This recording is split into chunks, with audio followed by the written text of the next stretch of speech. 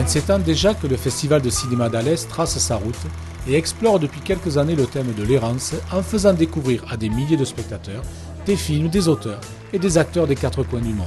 L'édition 2009 s'ouvre en fanfare ce vendredi soir avec un premier inédit et une invitée surprise. Le film, une famille brésilienne sélectionnée à Cannes, ne sortira sur les écrans que le 18 mars. Le festival espérait le réalisateur Walter Sall. Il recevra la comédienne Sandra Corvelloni, Grand Prix d'interprétation féminine à Cannes. Après Carnet de voyage sur la jeunesse du Tché, le réalisateur nous plonge dans l'univers d'une famille décomposée, dans une mégalopole déshumanisée, et donne un film poignant et plein d'espoir. Journée de gala samedi autour de Raymond Depardon, avec la projection de documentaires et de courts-métrages, et surtout le vernissage de 3 expositions dans les musées d'Alès. Une exposition qui est celle de l'espace de Rochebelle qui s'intitule Errance, donc 80 photos qui sont évidemment en lien direct avec le programme du festival de cette année. Et puis au musée donc du Colombier, une exposition autour des paysans et en particulier donc le travail qu'a fait Depardon sur les Cévennes.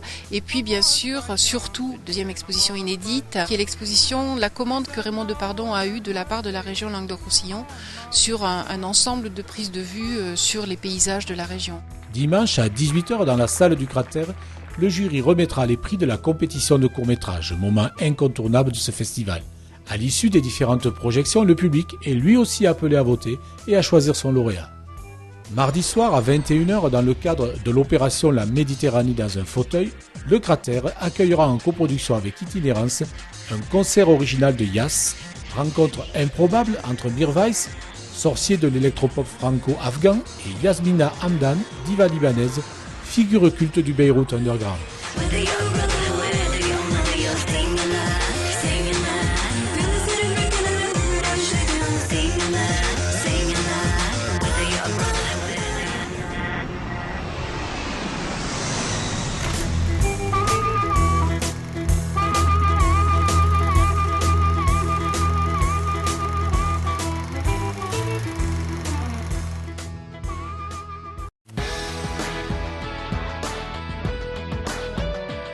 Vénérable institution créée en 1830, perchée sur les hauteurs de Clavières, une situation dont il tire son nom, le lycée Bellevue accueille 1200 élèves et emploie 135 personnes, dont 85 enseignants. Histoire de se donner de l'air et de se faire un lifting, l'établissement a décidé il y a quelques années de construire 1000 m² de locaux supplémentaires qui ont été récemment inaugurés. Il se décompose en 4 salles, et elles sont derrière moi, sur ce 3e étage qui a été en quelque sorte créé. Des salles qui permettent aux élèves d'avoir un peu plus de lieux de travail avec des vocations différentes. On souhaite que nos élèves puissent trouver des permanences silencieuses, mais aussi des lieux de travail en groupe, en plus du CDI. Pour les responsables et concepteurs du projet, il s'agit surtout de créer de nouveaux lieux de vie et favoriser les rencontres et les échanges. Au cœur de cet agrandissement, on trouve d'ailleurs un foyer dont les élèves assurent eux-mêmes la gestion. Nous pensons qu'il faut développer la responsabilité des lycéens, leur apprendre à devenir des citoyens responsables à travers justement une activité de gestion. Il y a donc un bar, il y a une cafétéria, il y a des baby-foot, il y a un lieu lecture qui permettent aux jeunes de se rencontrer, de se cultiver. Face au mastodonte Jean-Baptiste Dumas et au futur lycée Jacques Prévert de taille plus importante, Bellevue met en avant la qualité d'accueil des élèves dans un établissement de taille plus raisonnable. Nous savons depuis quelques années qu'un lycée qui fonctionne bien, c'est un lycée qui est à taille humaine. C'est un lycée où les lieux de vie sont importants parce que nos jeunes ont besoin de se retrouver et ils ont besoin de se sentir accueillis au sein de l'établissement.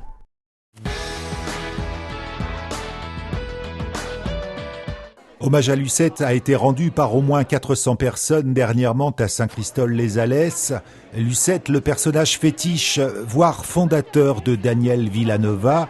L'artiste se partage entre Pézenas dans l'Hérault et chez nous, à Sainte-Cécile d'Andorge. 30 ans que le baladin promène sa mine lunaire et lumineuse dans toutes les salles du Grand Midi.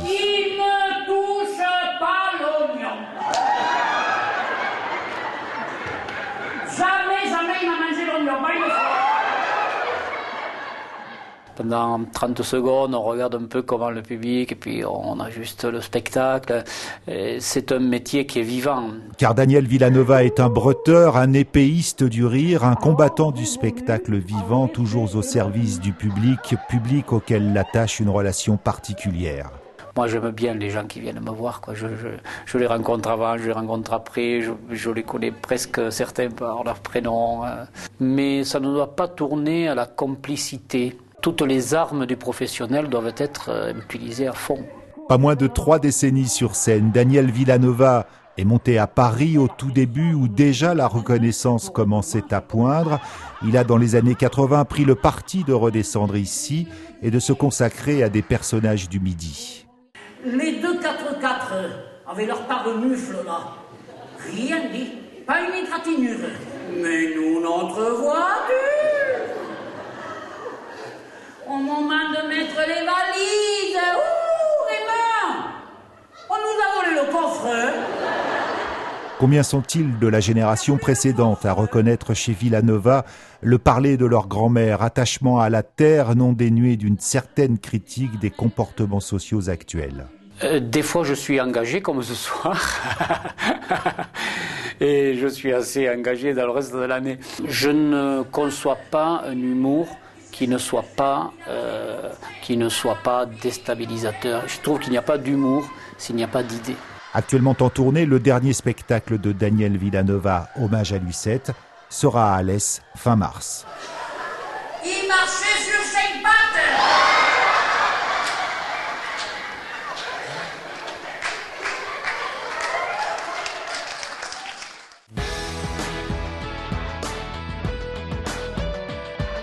Samedi 14 mars de 13h30 à 18h30, l'école des mines d'Alès propose une journée portes ouvertes avec visite et présentation de ses 3 sites, stands d'information, démonstrations en atelier, etc.